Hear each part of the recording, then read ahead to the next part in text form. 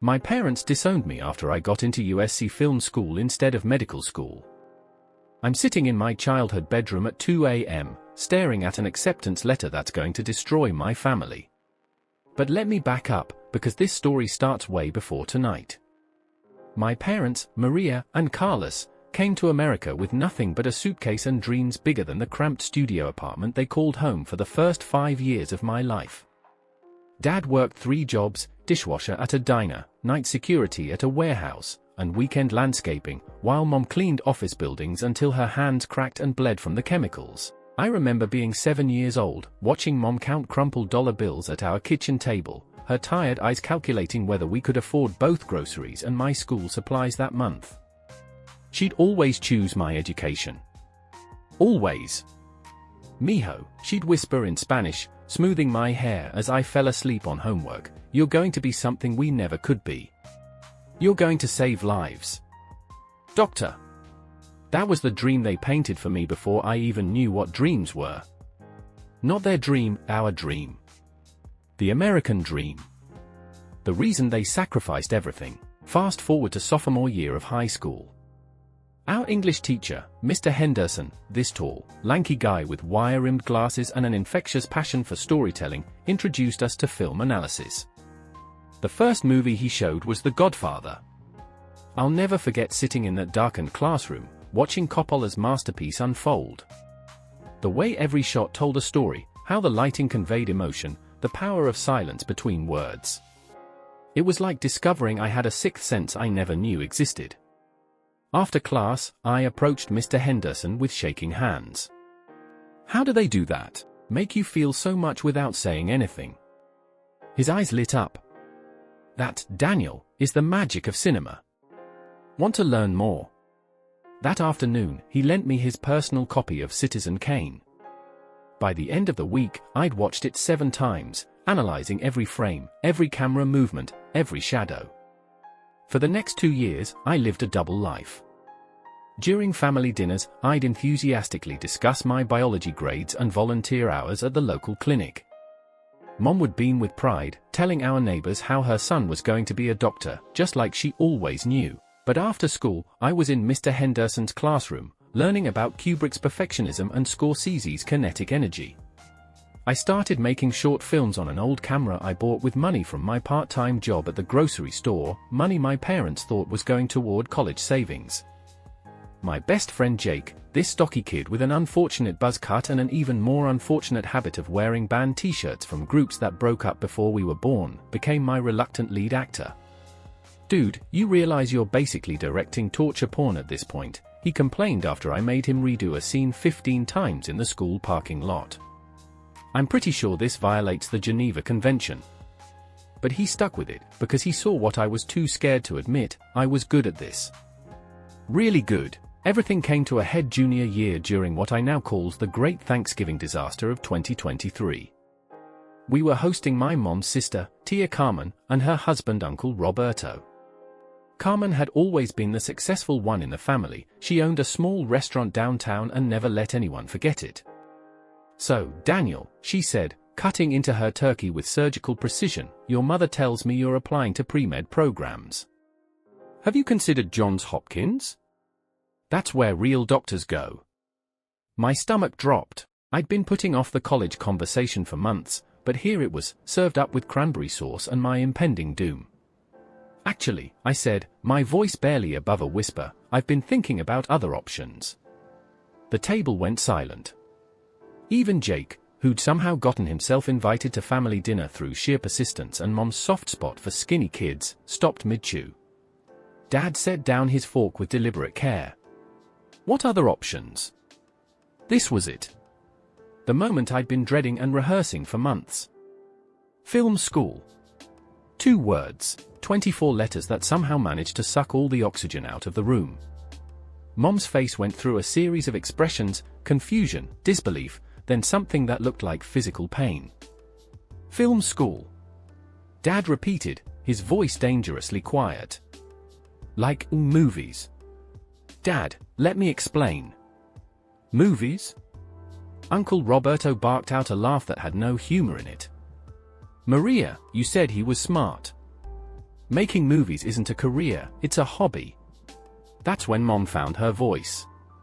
Daniel, we didn't sacrifice everything so you could play with cameras. It's not playing, Mom. I'm serious about this. I'm good at it. Good at it. Dad's voice was rising now, and I could see the vein in his forehead that only appeared during his angriest moments. You know what I was good at back in El Salvador? Playing guitar. You know where that got me? Washing dishes for 20 years. The shouting match that followed was spectacular in its destruction. Voices raised in Spanish and English, accusations flying like shrapnel.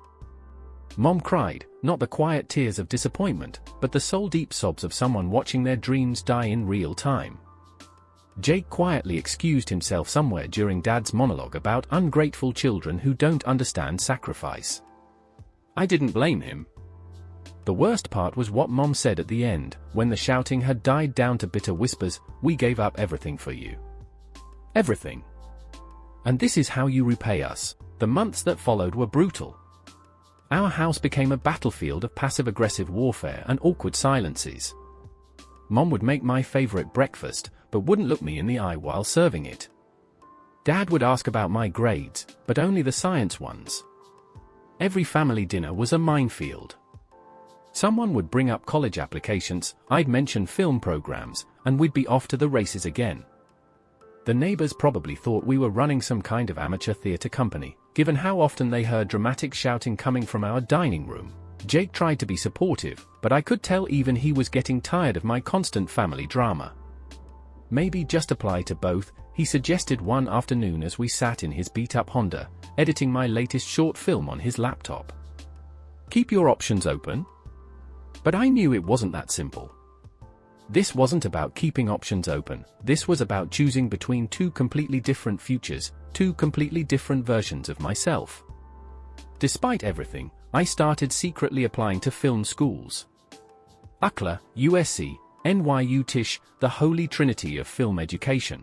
I used Jake's address for correspondence and paid application fees with money from my grocery store job, telling my parents I was buying school supplies. The irony wasn't lost on me that I was lying to my parents about pursuing my dreams, the same parents who'd taught me that honesty and hard work were the most important values in life. At the same time, I applied to pre-med programs, because I'm a coward and couldn't bear the thought of disappointing them completely. Every "Why do you want to be a doctor?" essay felt like I was writing my own death sentence. Senior year dragged on like a slow-motion car crash. I threw myself into my studies and my secret film projects with equal intensity, as if working harder could somehow make this impossible choice easier. Mr. Henderson became my unofficial therapist during this period. "You know," he said one afternoon as I paced around his empty classroom like a caged animal, "sometimes the hardest decisions are the ones that force us to decide who we really are." "That's not helpful," I muttered, flopping into a desk chair. "Who I really am is apparently someone who makes his parents cry at dinner." He laughed, but not in a mean way. "Daniel, you're 17. You're supposed to make your parents cry at dinner. It's practically a rite of passage. Not like this. Not when they've sacrificed everything. And what about what you're sacrificing?" That question haunted me for weeks. March arrived like a tornado, bringing with it college decision letters that would determine the rest of my life. The pre-med acceptances came first, solid state schools with good science programs, full of promise and parental approval. Mom and Dad were ecstatic. They started making plans, talking about how proud they were, calling relatives to share the good news. For a brief moment, I let myself imagine taking the easy path, becoming the doctor they wanted me to be. Then, on a Tuesday that started like any other, Jake texted me at lunch, "Dude, check your email." My heart stopped. He only used periods in texts when something was serious. I ran to the computer lab, logged into my email with shaking fingers, and there it was, an email from USC School of Cinematic Arts. Subject line, "Congratulations from USC." I stared at that subject line for a full minute, not daring to open it. This was it, the moment that would either validate everything I'd been working toward or crush the last remnants of my secret dream. I clicked, "Dear Daniel, we are pleased to inform you that you have been accepted into the USC School of Cinematic Arts Film Production program. The rest of the letter blurred as tears I didn't even know I was holding back spilled onto the keyboard. I'd done it. I'd actually done it. USC. One of the best film schools in the world wanted me. But as the initial euphoria faded, a cold dread settled in my stomach. Now I had to tell my parents. I sat in that computer lab for 20 minutes, just staring at the acceptance letter. Other students filtered in and out, probably wondering why this random senior was crying at a Dell desktop, but I couldn't move. Jake found me there after his calculus class. So, he asked, even though my face probably gave it away. I got in, I whispered. He let out a whoop so loud that Mrs. Patterson, the librarian, shushed us from across the room. Then he did something completely unexpected, he hugged me. Jake's not a hugger. Jake once high-fived his own grandmother at Christmas. Dude, this is huge. USC. Do you know how many people would kill for this? I knew. I also knew that none of those people had parents who'd literally bled for their education, only to have their kid throw it away for movie making. We drove to In-N-Out to celebrate, if you can call eating burgers in stunned silence while contemplating your inevitable family destruction a celebration. Jake kept trying to lighten the mood with his terrible impressions of famous directors, but my mind was elsewhere. How do you tell the two people who love you most that their dream isn't your dream? I practiced the conversation for 3 days. In the shower, walking to school, lying in bed staring at the ceiling at 3 a.m.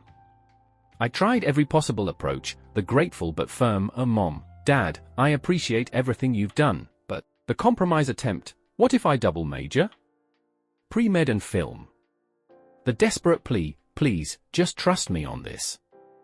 None of them felt right. None of them felt like they could possibly convey the magnitude of what I was asking them to understand. Finally, on Friday evening, I couldn't put it off any longer. Mom was in the kitchen making her famous arroz con pollo, always a good sign for difficult conversations. Dad was reading the Spanish newspaper at the table, occasionally muttering about politics. Mom, Dad, I started, my voice cracking like I was going through puberty again. I need to tell you something. Mom looked up from the stove, immediately sensing danger in my tone. ¿Qué pasa, mijo? I pulled out my phone and showed them the email. The silence that followed was deafening. Mom read it twice, her lips moving slightly as she processed the English. Dad took the phone from her hands, squinted at the screen, then set it down like it was radioactive. You applied, Mom said finally. It wasn't a question. Yes. Behind our backs, Dad added, his voice eerily calm. I didn't want to get anyone's hopes up if. Hopes up? Mom's voice cracked. Daniel, this isn't hope. This is betrayal. The word hit me like a physical blow. Betrayal. That's what following my dreams meant to them. What happened next makes every previous family argument look like a gentle disagreement about what to watch on Netflix. Dad stood up so fast his chair toppled backward. Do you have any idea, he said, his voice shaking with rage, any idea what we gave up for you? And then he told me. Everything. The full story I'd only gotten pieces of over the years. How Mom had been a secretary in El Salvador, how Dad had been working toward becoming a teacher. How they'd left behind not just family and friends, but careers, dignity, a whole life, because they wanted something better for their future children. How Mom had cleaned toilets in office buildings while 7 months pregnant with me, because they needed the money for a decent hospital. How Dad had worked night shifts for 15 years, missing school plays and soccer games and birthday parties, so they could afford to live in a good school district. And for what? He shouted. So you could make movies? So you could play pretend for a living? Mom was crying now, not the angry tears from Thanksgiving, but deep, soul-crushing sobs that shook her entire body. We thought you understood, she whispered between tears. We thought you knew why we did all this. I do know. I shouted back, surprising myself with my own volume. And I'm grateful. But I can't live your dreams. They're not mine. Wrong thing to say. Absolutely, completely, catastrophically wrong thing to say. Dad's face went white. Our dreams? Our dreams were to give you choices we never had. And you choose this. The next part happened fast and felt surreal, like watching someone else's family fall apart in slow motion. Fine, Dad said, his voice now deadly quiet. You want to choose? Here's your choice. You go to medical school like we planned, like we've been working toward for 18 years, or you move out. Carlos, Mom protested weakly, but he held up a hand. No, Maria. He wants to be an adult, make adult decisions? Then he can face adult consequences. I stared at him, waiting for the punchline, that he just kidding, the retreat that always came after his angriest moments. It didn't come. You're kicking me out? I asked, my voice barely audible. I'm giving you a choice, he replied. The same choice we made when we left everything behind for you. Choose your family, or choose yourself. I wish I could say I stood up for myself in that moment, made some inspiring speech about following your dreams and staying true to yourself. I wish I could say I was brave. Instead, I ran to my room and stayed there for 2 days. Jake tried to help, bringing homework and terrible attempts at comfort food. Apparently his idea of emotional support is gas station burritos. Mr. Henderson called twice, but I couldn't bear to tell him what was happening. The house became a war zone of silence. Mom would leave plates of food outside my door, but she wouldn't knock, wouldn't speak to me. Dad acted like I didn't exist, literally. He'd ask Mom to tell Daniel dinner is ready while I was standing right there. For 2 weeks, we lived like strangers in the same house. It was torture. The breaking point came on a Tuesday evening. I was in the kitchen getting water when I overheard Mom on the phone with Tia Carmen. I don't know where we went wrong, she was saying in Spanish, probably thinking I couldn't hear her. Maybe we were too soft with him. Maybe we should have been stricter. Then, the words that shattered what was left of my heart, I feel like we lost our son. I dropped the glass I was holding, it exploded against the kitchen tile, sending shards everywhere, and suddenly Mom was there, kneeling next to me, trying to clean up the mess while tears streamed down both our faces. Mijo, she whispered, please. Please don't do this to us. For a moment, I almost caved. Almost threw away USC, threw away filmmaking, threw away every dream I'd ever had, just to stop seeing that pain in her eyes. Almost. That night, I made a list. Literally wrote it down on notebook paper like some kind of deranged guidance counselor exercise. The medical school list was longer, the film school list felt more true. At 3 a.m., I did the scariest thing I'd ever done in my life. I filled out the acceptance forms for USC. I told them at breakfast. Not dramatically, not with fanfare. Just sat down at the table and said, I'm going to USC in the fall. The coffee cup slipped from Dad's hand, and for a moment, I thought he might cry. Instead, he just nodded once and left the table. Mom stared at me for a long time, like she was trying to memorize my face. Finally, she said, then you better pack. I'm writing this from my dorm room at USC. It's tiny, my roommate smells like feet, and I've eaten more ramen in the past month than should be legally allowed. I also just finished my first short film for class, a story about a young man torn between family expectations and personal dreams. My professor called it emotionally raw and surprisingly mature for a freshman effort. My parents haven't spoken to me since I moved out in August. Jake visits when he can. He ended up at UCLA. Turns out my rejection of medicine inspired him to pursue environmental science, which his parents were thrilled about. He says Mom asks about me sometimes when she sees him around town, but she always catches herself and changes the subject. Mr. Henderson sent me a care package last month with some classic films and a note that said, sometimes the bravest thing you can do is disappoint the people you love. Here's the thing nobody tells you about following your dreams, sometimes you get exactly what you want, and it still feels like losing. I love film school. I'm good at it, better than I even hoped. I'm learning from industry professionals, making connections, building the foundation for the career I've always wanted. But I miss my family every single day. I miss Mom's cooking and Dad's terrible dad jokes and the way they used to brag about me to the neighbors. I miss feeling like I belonged somewhere. 3 weeks ago, I got a package in the mail. No return address, but I recognized Mom's handwriting. Inside was a DVD of my high school graduation ceremony, the one where Dad cried when I walked across the stage, where Mom screamed my name so loud it embarrassed me. There was a note, just one line, "We were so proud of you then." Past tense. Were. So here's what I want to tell anyone else facing this kind of choice: there might not be a right answer. I could have gone to medical school and spent the rest of my life wondering what if. I could have been a good doctor, maybe even a great one. I could have made my parents proud and honored their sacrifices. Instead, I chose myself. I chose my dreams over their dreams, my future over their vision of my future. Some days, that feels like courage. Other days, it feels like the most selfish thing anyone has ever done. The hardest part isn't the ramen or the student loans or the uncertainty about my future. It's knowing that in choosing to become who I want to be, I broke the hearts of the two people who loved me most. But here's what I'm starting to understand: maybe that's what growing up really means. Not just making your own choices, but living with the consequences of those choices, even when they hurt everyone involved. I'm not sure if I made the right decision. I'm not sure there was a right decision to make. All I know is that tomorrow I start production on a film about immigrant parents who sacrifice everything for their children.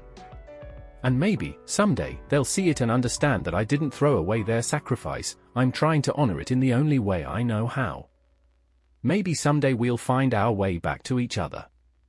Maybe someday they'll be proud of the person I chose to become, instead of mourning the person they wanted me to be. Or maybe some choices cost more than we're prepared to pay, and we just have to find a way to live with that.